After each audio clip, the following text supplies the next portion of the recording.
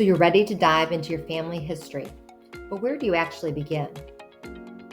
If in episode 1 helped you understand why stories matter, and episode 2 stirred your heart to asking questions, then this episode is your next step.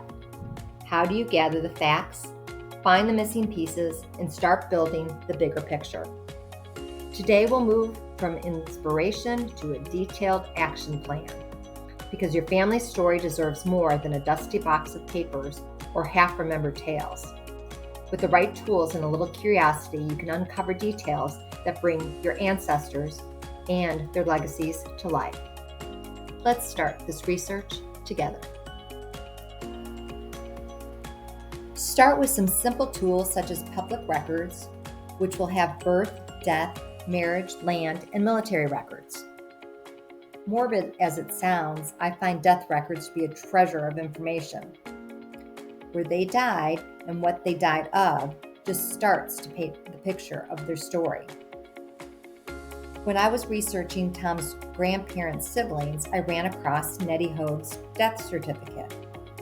Although she died of heart failure and pneumonia, it was the other things noted that told me more of her story. It said she had Down syndrome, which the living family was unaware of. It also stated who reported her illness, which was the superintendent of an institution. When I looked it up, she was in a home for people that they described as having mental retardation. No wonder the family was unaware of their great aunt. She was institutionalized. And all this information was from finding one document. Depending on what you're searching for, several websites are a great resource. Ancestry.com, Family Search, and MyHeritage, to name a few. For me, MyHeritage gave me more information about Polish roots.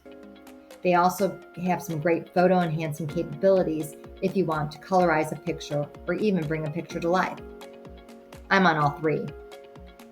Since if I cannot find something on one, I go to another one.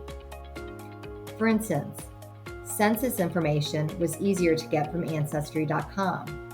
And census information, although you have to be careful about accuracy, especially with names, is full of critical details for your story. I discovered that my great aunts didn't go to school past 12 years of age. They were employed by the local factory instead, and they listed the factory name, which I could add to my research. It also said that her parents, my great-grandparents, didn't speak English, only Polish. The census also showed they took in foster children in the Great Depression, as well as boarders. When I researched even further back, I found that my great-great-grandparents came along with them from Poland, which was part of Germany at the time. You just keep adding color to the picture. There are also local archives like Virginia Tech and Radford Special Collections, libraries like the one here in Radford, and have some great historic books. Don't forget one of my favorite resources, the cemeteries itself. We have found gravestones on people, primarily children, that don't have any other record of their life except their headstone. A family cemetery off 460, where we uncovered a buried gravestone of Joseph Hoag's second wife. We didn't know about her. After some research, we happened to find out she was his niece. Oh, the things you can find in a cemetery. And don't forget church records. We were gifted stained glass windows from Radford Presbyterian Church. They were salvaged from the Tyler Memorial Church. Using church records, we were able to get more information about the history behind them. A key part of your research should be interviewing those who are still alive. I would recommend starting with the oldest family member you know. And don't think you can wait to get it later. Believe me, there's no time to waste. Save their stories now. I had the benefit of interviewing my mom, who just turned 85. She was the epitome of health, ate right, exercised, didn't drink or smoke. That interview was the last time I saw her. But I was prepared. I sent her a list of open-ended questions in advance so she could prepare. In my case, I was looking for some perspective on our family business. But asking how Mom and Dad met would be a great feel-good moment to start the interview. You want to pinpoint your goal of your interview and list questions to get the answers. You might find out new information which could derail your focus, but as long as you're capturing the stories, you're getting what you need. Consider recording their answers so you capture their voice.